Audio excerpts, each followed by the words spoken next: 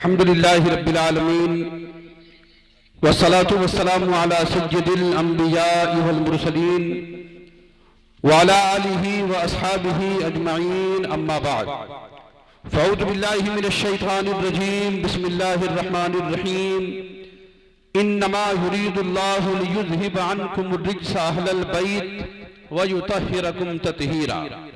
सदक़ल्लाहु मौलानल अज़ीम व बल्लगना रसूलुहुन नबियुल करीम व नहनु अला ज़ालिका लमिनश शाहिदीन वश्शाकिरीन वल्हम्दुलिल्लाहि रब्बिल आलमीन। व अहसनु मिनका लम तरक़त्तु ऐनी व अजमलु मिनका लम तलिदिन निसाउ खुलिक़्ता मुबर्रअम मिन कुल्लि ऐबी कअन्नका क़द खुलिक़्ता कमा तशाउ। या साहिबल जमाल व या सय्यदल बशर मिन वजहिकल मुनीर लक़द नुव्विरल क़मर ला युमकिनुस सनाउ कमा कान हक़्क़ुहु बादल खुदा बुजुर्ग तू क़िस्सा मुख्तसर बलगल उला बिकमालिही कशफत दुजा बिजमालिही हसनत जमीउ खिसालिही सल्लु अलैहि व आलिही। और इमाम इश्क़ मोहब्बत सैयदी सरकार आला हजरत फरमाते हैं, या रसूल अल्लाह सरवर कहूँ के मालिक व मौला कहूँ तुझे, सरवर कहूँ के मालिक व मौला कहूँ तुझे, बाग़े खलील का गुले ज़ैबा कहूँ तुझे, अल्लाह रे तेरे जिस्मे मुनव्वर की ताबिशें ऐ जाने जहाँ ईमाने तजल्ला कहूँ तुझे, तेरे तो बस ऐबे तना ही से हैं बरी, हैरान हूँ मेरे शाह मैं क्या क्या कहूँ तुझे, लेकिन रज़ा ने खत्म सुखन इस पे कर दिया, खालिक का बंदा खल्क का आका कहूँ तुझे, खालिक का बंदा खल्क का आका कहूँ तुझे। मुअज़्ज़ज़ सामीन किराम, ये वक्त वो है कि अच्छे अच्छे खतीब बोरिया बिस्तर बांध के साइड पकड़ लेते हैं। ये तकरीर का टाइम नहीं है, ये तो सलातो सलाम के बाद खतीब लोग खड़े होते हैं कि जरा सा चौक पहुंचा न दीजिए, तब सामीन जो होते हैं वो कहते हैं हजरत बस 2 मिनट में आया। फिर 2 मिनट ऐसा होता है कि 2-4 घंटे के बाद भी नजर नहीं आता हुआ आदमी। ये वक्त वही है। एक हमारी जमात के बड़े आलिम वो कहते थे कि पब्लिक बुलाती है आला हजरत की तरह, अब प्रोग्राम के बाद रुखसत करती है अशरफ अली थानवी की तरह। हालात हैं। बहरहाल अभी का जो समय है इस वक्त ये तकरीर का नहीं है। अब हम कुछ बोलेंगे तो इसका मतलब है कि न हम समझेंगे कि हम क्या बोल रहे हैं, ना आप समझेंगे कि हमने क्या कहा। कल होके कहिएगा कि मौलाना साहब कुछ कह रहे थे, हमको कोई पूछेगा आप क्या कहे थे, पब्लिक पूछ रही है, तो हम कहेंगे पता नहीं हम क्या कर, हम भी तो खुद सोए हुए थे। उसी पोजीशन में अभी हम लोग हैं। बहरहाल हाजिरी बनाना समझते नहीं, स्कूले में आप लोग बैठे हुए हैं। पहले स्कूल का मास्टर ऐबे नहीं करता था, अब आता है तब बेचारे की मजबूरी है कि इतना टेंशन है कि ऊपर ऐबे नहीं करता है। क्या करेगा बेचारा, फिंगर लगाओ तो ये करो तो वो करो, बेचारा काका करेगा। कहता चलो किसी तरह पांव हाथ तोड़ते हुए स्कूल टाइम से पहुंच जाओ और उसके बाद स्कूल में बैठ करके आराम से फिर टाइम हुआ यहां से निकलो। एक मुसीबत है जिसको अंजाम दे रहे, बस वही हालत इस वक्त हम लोगों की है। बहरहाल अब बैठ गए हैं तो थोड़ा सा टाइम आपका ले रहे हैं तो कुछ कहने की कोशिश कर रहे हैं। एक मरतबा दुरूद पाक पढ़िए, अल्लाहुम्मा सल्ली अला सय्यिदिना शफीइना नबीना हबीबिना मौलाना मुहम्मदिन बारिक वसल्लिम सल्लु अलैहि सलातुन व सलामन अलैका या रसूल अल्लाह सल्लल्लाहु तआला अलैहि वसल्लम। करबला के किस हिस्से को आप तक पहुंचाया गया है, अब कौन सा हिस्सा बाकी है ये तो हमको पते नहीं है। अगर हम कोई हिस्सा बयान करेंगे तो आप कहिएगा मुफ्ती साहब तो वही बात बोले जो फलाने मौलाना साहब बोले, और अगर हम फटाफट आगे पीछे कर दें तो कल होके कोई आदमी कहेगा कि मुफ्ती साहब रात करबला की दौनी कर रहे थे, पूरे करबला को दौनी कर दिए। कुछ तो लेना होगा करबला से हमको।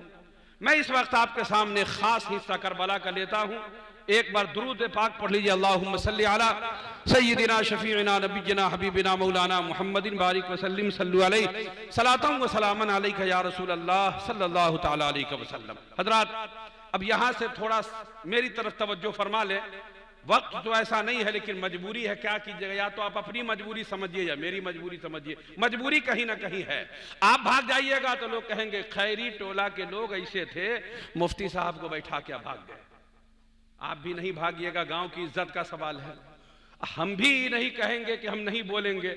आप, हमारी भी इज्जत का सवाल है कि नहीं बोलना था तो काहे को गए थे उस गांव में, जब पहुंच गए थे तो थोड़ा सा बोल ही देते। तो आप अपनी इज्जत का ख्याल रखिए, हम भी अपनी इज्जत का ख्याल रखे हुए हैं। करबला का एक खास पहलू है, मुझे उम्मीद है कि वहां पर आप नहीं पहुंचे होंगे, हमारे खुतबा उतना लंबा आपको नहीं पहुंचाए होंगे, हम ही वहां पहुंचाते हैं आपको। करबला कहां है अब उसको जरा सा समझिए। करबला को समझने से पहले हम आपको लेकर चलेंगे अल्लाह के रसूल सल्लल्लाहु ताला अलैहि वसल्लम, जिन्हें हम अल्लाह का आखिरी पैगंबर मानते हैं, खातमुन नबीयीन मानते हैं। उनके वालिद का नाम है अब्दुल्ला, सब लोग जानते हैं। हुजूर के वालिद का नाम क्या है? अब्दुल्ला। हुजूर के दादा का नाम है अब्दुल मुत्तलिब। हुजूर के परदादा का नाम है हाशिम। और परदादा के आगे क्या होता है? तो बोलिए ना, आपको तो और ज्यादा मालूम होता है। लकर दादा, बाप दादा परदादा, उसके बाद क्या होता है? लकर दादा। हुजूर के लकर दादा का नाम है अब्दे मनाफ। बाप का नाम अब्दुल्ला, दादा का नाम अब्दुल मुत्तलिब, परदादा का नाम हाशिम और लकर दादा का नाम अब्दे मनाफ। हम यहीं से आपको करबला समझा देते हैं। आप कहिएगा हुजूर हर आदमी आगे जाके करबला समझाता है, अब पीछे जाके करबला समझा रहे हैं। तो हम इसलिए जा रहे हैं कि पीछे से समझावेंगे तो हमको ये यकीन है कि वहां पर आपको कोई नहीं लेके गए होंगे, तो हम वही जगह लेके आपको जाते। देखिए करबला का मामला क्या है पहले समझिए। हुजूर के परदादा के बाद जो लकर दादा होते हैं उनका नाम है अब्दे मनाफ। इतने खूबसूरत थे, इतने खूबसूरत थे कि जब पैदा हुए तो लोगों ने कहा कि ये आदमी का बच्चा है, ये तो कोई फरिश्ता मालूम होता है। इतने हसीन व जमील। और वो आदमी खूबसूरत क्यों नहीं होगा जिसकी पेशानी में हुजूर का नूर मौजूद है? खूबसूरत तो उसको होना ही था। इतने हसीन थे कि पैदाइश के बाद लोगों का तांता बच गया कि देखें जरा अब्दे मनाफ को वो हैं कैसे।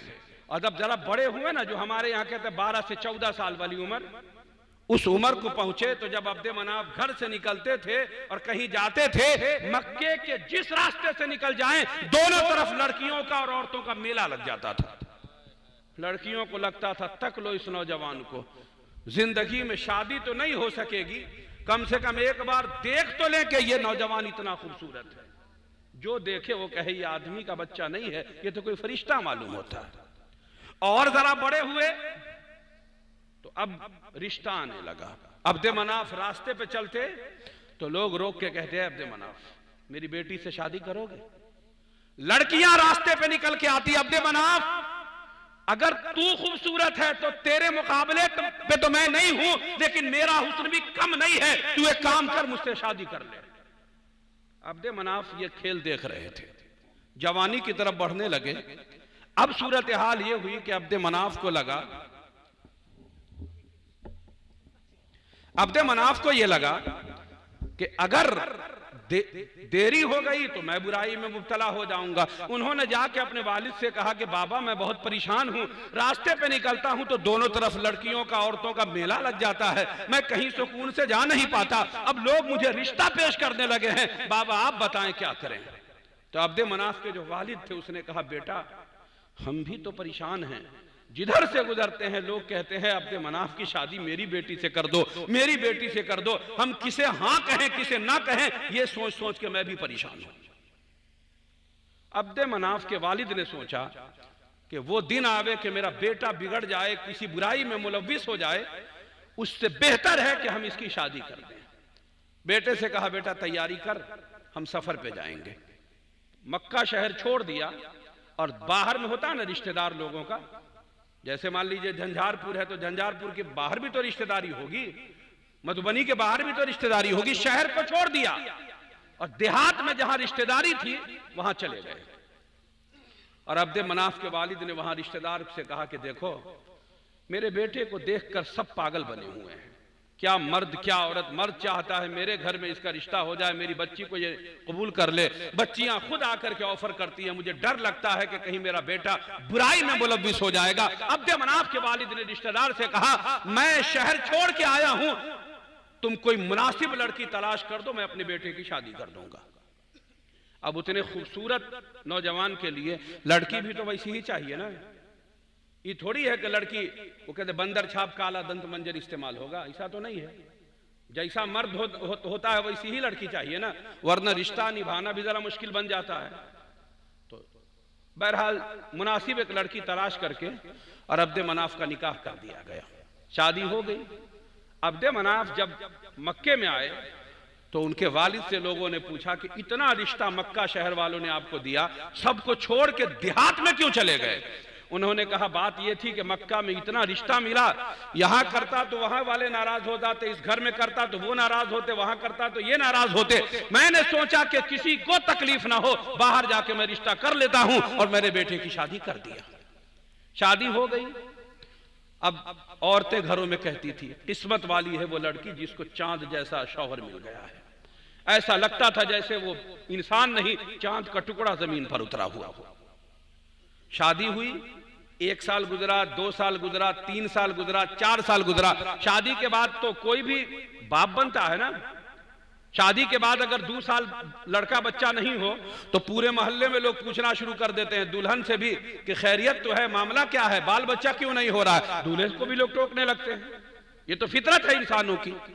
अब्द मनाफ की शादी को 1 साल हुआ, 2 साल हुआ, 3 साल हुआ, 4 साल हुआ, बढ़ते बढ़ते बाद लोग कहते हैं 13 साल हो गया, और बाद रिवायतों में आता है कि 20 साल हो गई उम्र, शादी को 20 साल हो गए। अब्द मनाफ बाप नहीं बन सके। अब वो लड़कियां जो अब्द मनाफ का घेराव कर करके कहती थी मुझसे शादी कर लो, वो लड़कियां जो रास्ते पर निकलती थी उसको देखने के लिए, अब वही और लड़कियां औरतें तबसरा करती थी, अच्छा हुआ कि मेरा निकाह उसके साथ नहीं हुआ, अच्छा हुआ कि हमारी शादी नहीं हुई, हम भी बांझ हो जाते हैं। ये मर्द देखने में जितना खूबसूरत है, चांद का टुकड़ा मालूम होता है, अंदर से तो खोखला है, बाप बनने की सलाहियत इसमें है नहीं है। मजाक बनने लगा। अब नतीजा यह हुआ कि अब्द मनाफ कहीं पे जाए ना 10 आदमी के बीच में, जैसे अभी आप बैठे हैं, हटो यहां से, क्या यहां आके बैठ गया झूठ का, इतनी तो सलाहियत है नहीं कि एक बच्चा पैदा कर सको, अब बेवजह झूठ का लोगों के बीच में चले आते हैं। अब अब्द मनाफ को बड़ा बुरा लगता था। घर जाते थे तो बीवी कहती थी फलां से बात हुई, उसने मुझको बझिनिया कह दिया, बड़ी बेइज्जती हो रही थी। न बीवी को लोग बख्श रहे थे, न खुद इनको बख्श रहे थे। अब्द मनाफ भी टेंशन में थे, बीवी भी टेंशन में थी। यह हमारे समाज में चलता ही रहता है। अब्द मनाफ झेलते झेलते थक गए। उस जमाने के हिसाब से जितना इलाज था वो सब करवाया, मगर कुदरत को मंजूर नहीं था, तो बाल बच्चा नहीं हुआ। अब झेलते झेलते हालत यह हो गई कि अब्द मनाफ के बर्दाश्त का जो पैमाना है वो लबरेज हो गया। वो गए, काबे की दीवार को पकड़ा और कहा कि ए काबे के रब, तूने मुझे इतना हसीन बना दिया, इतना खूबसूरत बना दिया कि जो मेरी तरफ देख ले वो दीवाना हो जाए मेरा। जमाना कहता है कि ऐसा लगता है जैसे चांद का टुकड़ा किसी ने जमीन पे ला के रख दिया हो। एक तरफ तूने मुझे इतना हसीन बनाया और दूसरी तरफ इतना बड़ा दाग लगा दिया मेरे ऊपर। का परवरदिगारा, एक काबे के रब, कौन सा जुर्म मुझसे हो गया कि तूने मुझे इस तरह जलील कर दिया। लोग मुझे इज्जत से जीने नहीं देते, मैं भी परेशान हूं, मेरी बीवी भी परेशान है, ताना सुनते सुनते थक गया हूं। ए काबे के रब, अब या तो तू मुझे बाप बना दे या फिर मुझे मौत दे दे, ये जिल्लत की जिंदगी हम नहीं गुजार सकते। दुआ किया, आए घर। कुछ दिनों के बाद बीवी ने खुशखबरी सुनाया कि ऐसा लगता है मैं मां बनने वाली हूं। शादी को 20 साल गुजर जाए और उसके बाद बीवी ये खबर सुनावे कि मैं मां बनने वाली हूं, तो शौहर का क्या हाल होगा, खुद बीवी का क्या हाल होगा। पूरे खानदान में जश्न मनाया जाने लगा। अब्द मनाफ बाप बनने वाले हैं, और ये जो गालियां थी बझिनिया कहने की, वो गाली अब खत्म हो जाएगी, नामर्दी का ताना खत्म होगा, अब्द मनाफ बाप बनेंगे। क्लियर हो गया बस। अब्द मनाफ भी अंदर से खुश थे कि चलो कुछ हो ना हो, ताना सुनने को जो मिलता था वो तो खत्म होगा। देखते देखते वो वक्त करीब आ गया और अब्द मनाफ के घर में बच्चे की पैदाइश का वक्त था। अब्द मनाफ बहुत खुश थे। बच्चा पैदा हुआ तो अब्द मनाफ को टेंशन हो गया। काहे मालूम है, जुड़वा बच्चा पैदा हुआ था। अच्छा, जुड़वा बच्चा तो आज भी पैदा होता है, ये कोई बुराई तो नहीं है। बुराई क्या थी वो समझिए। ये जुड़वा बच्चा पैदा हुआ, ये बच्चा भी आपस में जुड़ा हुआ था। यानी ज्वाइंट दर ज्वाइंट जिसको कहते हैं वो था। एक तो जुड़वा बच्चा और ऊपर से फिर वो ज्वाइंट था, यानी दोनों बच्चे का जिस्म आपस में मिला हुआ था। कहां का जिस्म मिला था, इसमें कई रिवायात है, कई कौल है। मैं एक कौल आपको सुनाता हूं अभी। कहते हैं कि जैसे एक बच्चे को इधर घुमा के बैठा दीजिए इस मुंह, और दूसरे बच्चे को इधर घुमा के बैठा दीजिए, दोनों की पीठ को ऐसे मिला दीजिए, तो क्या मंजर बनेगा? एक का मुंह इधर, एक का मुंह इधर। अब पीठ दोनों की मिल जाएगी। ये बताइए कि बच्चा बड़ा होगा तो खड़ा होगा, एक का मुंह इधर रहेगा, एक का मुंह इधर। अब चलेगा कैसे? वो कहेगा इधर चलो, कहेगा इधर चलो। मुमकिन है? बाथरूम में कैसे जाएगा? नहाएगा कैसे? शादी होगी तो दोनों की अलग अलग शादी कर दी जाएगी, तो बीवी के पास कैसे जाएगा? कोई सूरत बनती है? अब्द मनाफ ये सब सोच सोच के पगला गए का क्या तमाशा हो गया मेरे घर में। इतने दिनों बाद बच्चा पैदा हुआ तो जरा बच्चा भी होता उस अंदाज का, ये तो ऐब हो गया मेरे ऊपर। टेंशन में इसने कहा कि अब तो पूरा मक्का उतर जाएगा मेरे घर में, क्या मर्द क्या औरत, मजाक बन जाएगा मेरा। तो वो बेइज्जती के डर से चले गए पहाड़ के ऊपर। उनके मन में था कि शांति जब हो जाएगी ना, रात की सियाही छाएगी तो आहिस्ते से पहाड़ पर से कूद जाएंगे, और इस जिल्लत वाली जिंदगी से अच्छी है कि हम मर जाएंगे। चले गए पहाड़ पे, इंतजार में थे कि अंधेरा हो हम कूद के मर जाएं। खानदान का जो लोग होता है ना, इस सब मौके पर बहुत तलाशता है। भूखे रहिएगा तो कोई नहीं देगा रोटी खाने को, और कोई टेंशन हो जाएगा तो सब तलाशेगा पंचायत करने के लिए। ये तरीका है हर खानदान में। खानदान के जो लोग थे वो सब पहुंच गए तलाशने के लिए। तलाशते तलाशते गए पहाड़ी पे, तो देखा कि वो नाराज होके बैठे हुए हैं। पूछा क्या कर रहे हो यहाँ पे? कहा कि इस जिंदगी से अच्छा है कि हम मर जाएं, बहुत टेंशन है, पूरा मक्का मेरे घर की तरफ पलटा हुआ है, क्या मर्द क्या औरत, तमाशा बन गया मेरा घर, अब जीने का मन नहीं करता है। लोगों ने कहा अब्दे मनाफ, शादी के 20 साल बाद तुम्हें बेटा हुआ है, चलो जुड़वा हुआ, फिर दोबारा भी होगा, जब सिलसिला शुरू हुआ तो दोबारा भी होगा, नाराजगी का क्या मतलब है, चलो नीचे चलो। उसने कहा ऐसा बच्चा पैदा हुआ कि इसके जीने पर तो और टेंशन होगा हमको, और बात सही है, दोनों बच्चा बड़ा होगा तो किसी काम का तो है नहीं, परेशानी बढ़ेगी। अब्दे मनाफ को लोग नीचे लेकर के आए। एक सरदार ने कहा अब्दे मनाफ एक बात कहें तुमको, पीठ जुड़ी हुई है ना दोनों की, ऐसे भी ये बच्चा किसी काम का नहीं है, अगर मर जाए तब भी कोई टेंशन नहीं है, तो तुम एक काम करो ना, तलवार लो और बीच में चला दो, अगर दोनों मर गया तब भी कोई टेंशन नहीं है, अगर एक भी बच गया तो कम से कम जो बच जाएगा वो तो सही जिंदगी जी लेगा, तलवार चलाओ। अब्दे मनाफ ने सोचा बात तो ठीक है। उसने क्या किया कि गुस्से में तलवार उठाया, बच्चा जो लेटा हुआ था तो एक का मुंह इधर एक का मुंह इधर था, बीच में पीठ ऐसे जुड़ी हुई थी, उसने तलवार उठा के मार दिया। तलवार मारा, कुदरत को कुछ और मंजूर था, वो जरा सा जो चमड़ी जुड़ी हुई थी ना, वो चमड़ी अलग हो गई, खून थोड़ा सा बहा, और अल्लाह ने दोनों बच्चे को जिंदगी दे दिया, दोनों बच गए। अब्दे मनाफ ने देखा कि जब दोनों बच गया है तो एक बच्चे का नाम रख दिया हाशिम। अब यहां से गौर कीजिएगा, एक बच्चे का नाम रखा उसने हाशिम, और दूसरे बच्चे का नाम रख दिया उमैया। समझ रहे हैं बात को? अब हाशिम एक तरफ, मान लीजिए इधर दाहिनी तरफ हाशिम और बाईं तरफ उमैया, ये दोनों बड़े हुए, अल्लाह को मंजूर कुछ और था। अब हाशिम की शादी हुई और कई शादी हुई हाशिम की, और हर बीवी से कई बच्चे हुए। इधर उमैया की भी कई शादी हुई और इस बीवी से भी कई बच्चे हुए। नतीजा यह हुआ कि मक्के में पूरा एक कबीला बस गया जिसको बनु हाशिम कहते थे। बनु हाशिम का मतलब हाशिम के बेटे, तो हाशिम के जितने बेटे थे उससे कहते थे बनु हाशिम, और इधर जो उमैया की औलाद थी इसको कहते थे बनु उमैया। दोनों कबीला बहुत, एक ही बाप की औलाद है ना दोनों, ये कबीला भी बहुत तरक्की किया, ये भी बहुत तरक्की किया। ये जो आप सुनते होंगे मौलाना लोग से कि मक्का में सबसे ताकतवर कबीला हुजूर का था, यही कबीला है, ये बनु हाशिम, पूरे मक्का का सबसे पावरफुल लठैत खानदान, जिसको चाहे लाठी और तलवार से सीधा करके रख दे, वो ये खानदान था बनु हाशिम का। और ये खानदान जो था ना बनु उमैया का, ये पेचियल था, भेजा लगा करके अपने नहीं मैदान में जाए और दो आदमी को लड़वा के अपना बदला ले लो। होता है ना, कुछ लोग हमारे समाज में भी होते हैं, अपने नहीं लड़ेगा और फितना पैदा करके दूसरे से लड़वा देगा आपको, होता है। ये खानदान जो था एकदम साफ सुथरा, कुछ नहीं, उठाओ लाठी मारो कपाड़ पे, फैसला हो जाएगा। इधर के लोग जो थे जरा सोच समझ के काम करते थे। बहरहाल ये जो खानदान था बनु हाशिम जिसको हम कह रहे हैं, इस खानदान का मामला ये था कि मक्का का सबसे मजबूत काम था सिकाया, यानी हाजियों को पानी पिलाना, ये लोग करते थे। पूरे मक्का पर हुकूमत ये लोग करते थे, हर मामले में बरतरी इनको हासिल थी। और ये खानदान जो था ये ऐसे भी सही फितना परवर लोगों को कौन पूछता है। इस खानदान में अक्सर लोग फितीन थे, दिमाग लगा दे, इसको उससे लड़ा दो, उसको उससे लड़ा दो, यही काम करता था ये बनु उमैया वाला। अल्लाह के रसूल जब ऐलान नबुव्वत करते हैं तो हुजूर ने ये देखा कि ये भी खानदान जो बनु हाशिम है और ये भी खानदान है, तो एक ही बाप की औलाद, एक ही बाप अब्द मनाफ से है, मगर दोनों में बड़ी दुश्मनी रहती है। वो जो तलवार चला था उसका असर था, दोनों में दुश्मनी रहती थी।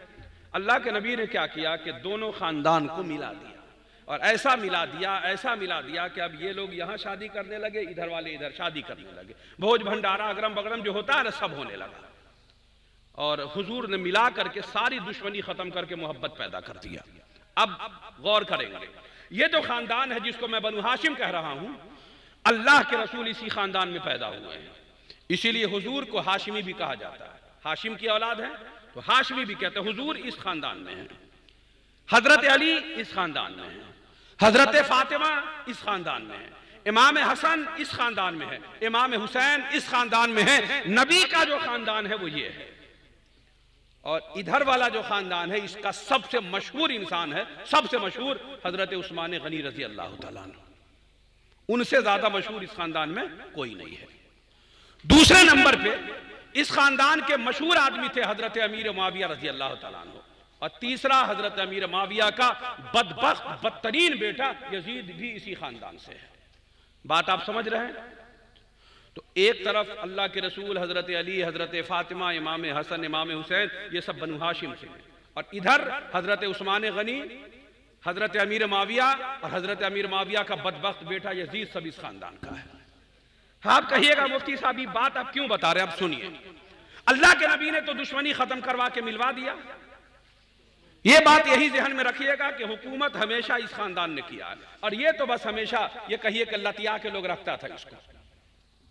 अल्लाह के रसूल का विसाल हुआ, विसाल के बाद से पहले हुजूर ने ये कह दिया था अल खिलाफत बादी सलासून सनतन व बादहा मुलूकियत। हुजूर ने कहा था कि जब मैं पर्दा कर जाऊंगा तो मेरे बाद 30 साल खिलाफत का दौर होगा और उसके बाद बादशाहत शुरू हो जाएगी।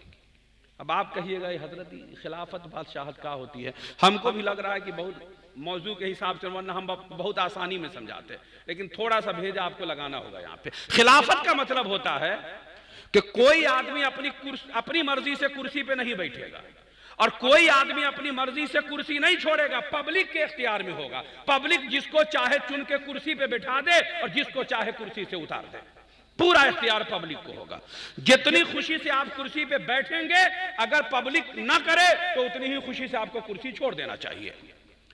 खिलाफत का मतलब यह होता है कि मेरे बाद मेरा बेटा कुर्सी पे नहीं आएगा, यह फैसला मुसलमान करेंगे। और हुकूमत का मतलब यह होता है कि आज हम कुर्सी पर हैं, कल मेरे बाद मेरा बेटा आवेगा, परसों मेरा पोता आवेगा। दूसरी चीज यह है कि पब्लिक की मर्जी नहीं, हमारे पास ताकत है तो हम तलवार से लड़के कुर्सी हासिल करेंगे। तो खिलाफत अलग चीज है, हुकूमत अलग चीज है। अल्लाह के नबी ने कहा कि मेरे बाद खिलाफत 30 साल रहेगी और उसके बाद हुकूमत शुरू होगी। अब पहले हम जोड़ देते हैं आपको। अल्लाह के रसूल के पर्दा करने के बाद पहले खलीफा हुए हजरत अबू बकर सिद्दीक रजी अल्लाह ताला। उन्होंने 2.5 साल खिलाफत का काम संभाला है। कितना? 2.5 साल। दूसरे खलीफा हुए हजरत उमर रजी अल्लाह ताला अन्हु, और हजरत उमर रजी अल्लाह ताला अन्हु ने 10 साल खिलाफत का काम संभाला है। तो 2.5 और 10 कितना हुआ? बोलिए, 2.5 10 कितना होता है? 12.5। हजरत उमर के बाद तीसरे खलीफा हुए हजरत उस्मान गनी रजी अल्लाह ताला अन्हु, और इन्होंने 12 साल खिलाफत का काम संभाला है। तो 12.5 और 12 कितना हुआ? 24.5। 5 साल हजरत अली रजी अल्लाह ताला अन्हु खलीफा रहे। तो हजरत अली का 5 साल जोड़ देंगे 24.5 में, तो बनता है 29.5 साल। 6 महीना फिर कम है। ये 6 महीना जो है हजरत अली के साहबजादे हजरत इमाम हसन रजी अल्लाह ताला अन्हु ने खिलाफत किया है। जब इसको हम जोड़ देंगे तब खिलाफत के 30 साल मुकम्मल होते हैं। आप कहिएगा मुफ्ती साहब, बचपन से हम लोग यही सीखे कि 4 खलीफा, अबू बकर, हजरत उमर, हजरत उस्मान गनी और हजरत अली, 4 खलीफा, सारी दुनिया यही जानती है। आप हमसे कहिएगा मुफ्ती साहब आप सबसे ज्यादा काबिल हैं। सब लोग कहा पूरी जिंदगी सुने कि खलीफा 4, अभी आप हमको समझा रहे हैं कि खलीफा 5 हैं। ये कहेंगे ना आप हमसे? आप कह सकते हैं, पूरा इख्तियार है आपको, ये मौलाना लोग बैठे हुए हैं, ये आपको समझा देंगे। खलीफा असल देखेंगे तो 5 है असल में। अब आप कहिएगा जब 5 थे तक सारे मौलाना फिर 4 क्यों बोले? सवाल है ना आपके पास? सवाल का जवाब सीधा सीधा समझ लें कि और लोग जो खलीफा बने 4, तो वो खलीफा बने और पूरी जिंदगी फिर उस पर कायम रहे, छोड़ा नहीं हो। देखो हजरत सिद्दीक अकबर 2.5 साल के बाद इंतकाल कर गए, हजरत उमर शहीद हो गए, हजरत उस्मान गनी शहीद हो गए, हजरत अली शहीद हो गए, कुर्सी नहीं छोड़ा उन्होंने। हजरत इमाम हसन कुर्सी पर आए जरूर थे, लेकिन बैत लेने के लिए अभी बैत लेने का सिलसिला चल ही रहा था। उसी दरमियान में हजरत अमीर माविया से समझौता हो गया और उन्होंने खिलाफत से सुबुकदोशी इख्तियार कर लिया। तो जब बैत भी मुकम्मल नहीं हो सकी थी उनकी और उसी दरमियान में हजरत अमीर माविया से समझौता भी उनका हो गया, तो लोग कहते हैं कि बेवजह उनको जोड़ने की क्या जरूरत है। ऐसे तारीख जोड़ेंगे तो पूरा 5 बनता है, लेकिन काम भी तो गिनवाना होगा। जब काम गिनवाते हैं तो 4 ही आदमी का काम सामने है, इसीलिए लोग कहते हैं कि खलीफा 4 है। बहरहाल ये इल्मी बात है जो हमने आपके सामने रख दिया। अब बताना मुझे क्या है वो सुनिए। करबला कहां से शुरू हुआ? अल्लाह के नबी के बाद पहले खलीफा हैं हजरत अबू बकर सिद्दीक रजी अल्लाह ताला अन्हु। ये मक्का के हैं, कबीला कुरैश के भी हैं, लेकिन जो मशहूर खानदान था बनु हाशिम और इधर मशहूर खानदान था बनु उमैया। हजरत सिद्दीक अकबर रजी अल्लाह ताला अन्हु इन दोनों खानदान में से किसी के नहीं थे। ये जब कुर्सी पर बैठे हुजूर के बाद खलीफा अव्वल बने तो न इस खानदान को कोई दुख था न इसको कोई दुख था, कोई जरूरत ही नहीं थी नाराज होने की। तो दोनों खानदान ने सपोर्ट किया, जो सबसे पावरफुल खानदान था, और हजरत सिद्दीक अकबर रजी अल्लाह ताला अन्हु ने अपनी खिलाफत पूरी किया और उनका तभी जो इंतकाल होता वो इंतकाल हो गया। हजरत सिद्दीक अकबर के बाद दूसरे खलीफा आए हजरत उमर रजी अल्लाह ताला अन्हु। ये भी मक्का के हैं, कबीला कुरैश में से हैं, मगर न इस खानदान से हैं जिसको बनु हाशिम कहते हैं, न इस खानदान से हैं जिसको बनु उमैया कहते हैं। कोई खानदान नहीं है उनका, इससे हट के है। तो हजरत उमर भी कुर्सी पर आए थे, न इनको बुरा लगा न इनको बुरा लगा, उन्होंने अपना 10 साल पूरा कर लिया। हजरत उमर रजी अल्लाह ताला अन्हु के बाद अब आए तीसरे खलीफा। ये कहिए कि करबला की बुनियाद पड़ गई। आज बुनियाद होती है तो 2 साल के बाद ना घर मुकम्मल होता है, वही कहिए आज बुनियाद पड़ रही थी। हजरत उमर के बाद तीसरा खलीफा कौन बनेगा?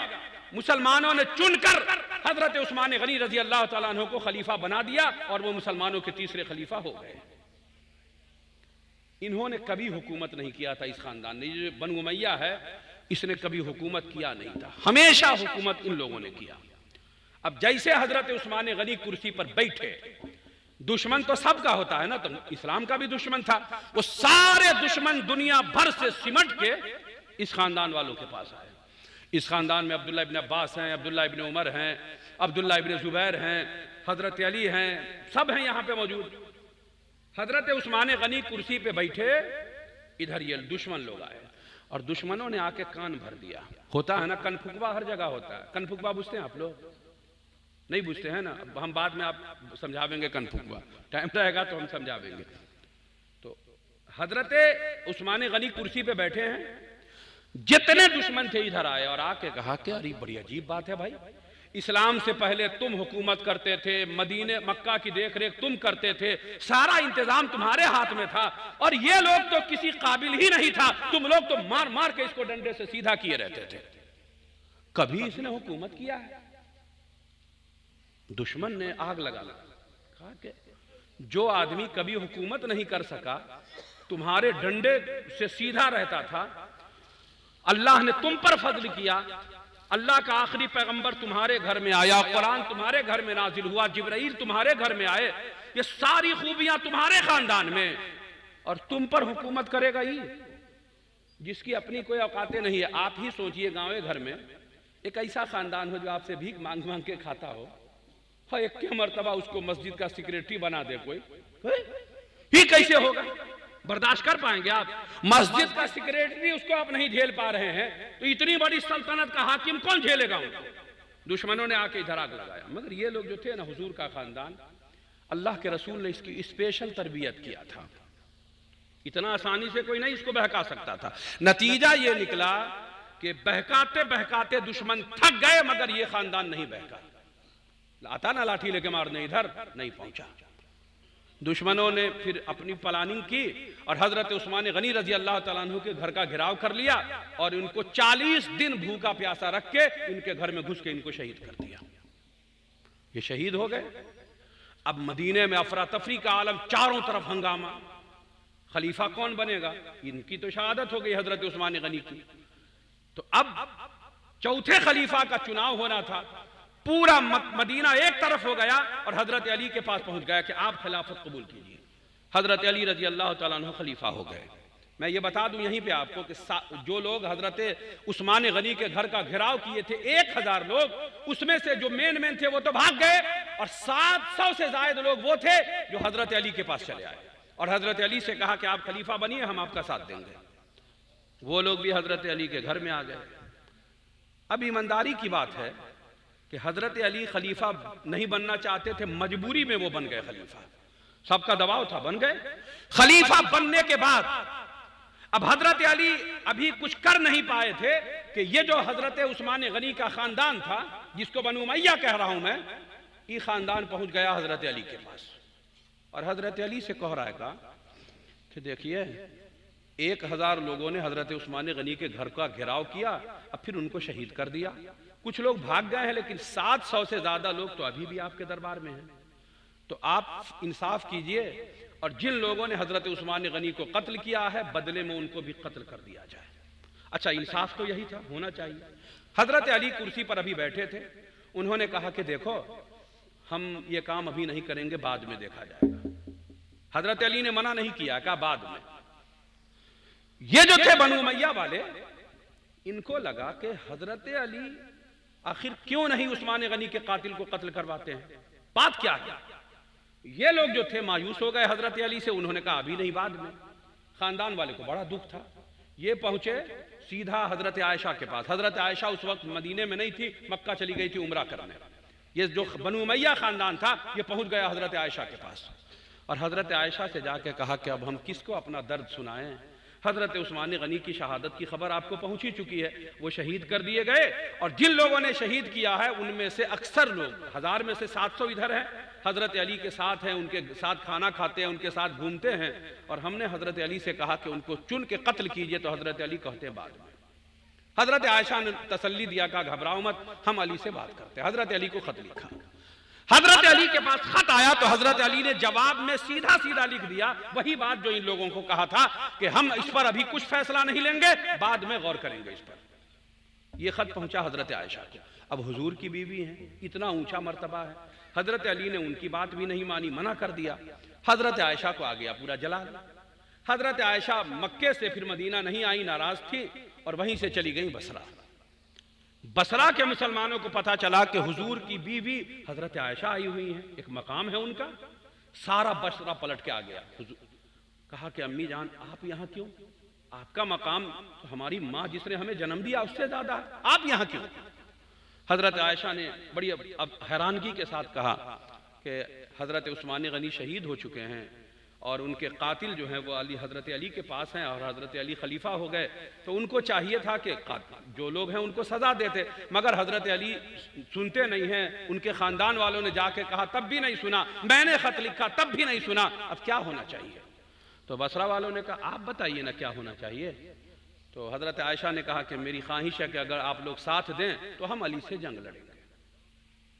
सब लोग तैयार हो गए, एक बड़ी फौज तैयार हुई और वो हजरत आयशा उनकी मेन जो है तो सिपा सालार थी, वो पूरी फौज लेकर के आ गई मदीने पर हमला करने बसरा से, सिर्फ इस बात के लिए कि हजरत अली ने उनकी बात नहीं माना। हजरत अली को पता चला तो ये भी तैयार हुए, जम करके मुकाबला हुआ। लगभग 17,000 मुसलमान उसमें शहीद हो गए दोनों तरफ से, 17,000। हजरत आयशा भी वापस चली गई, कोई नतीजा नहीं निकला। हजरत अली भी वापस आ गए।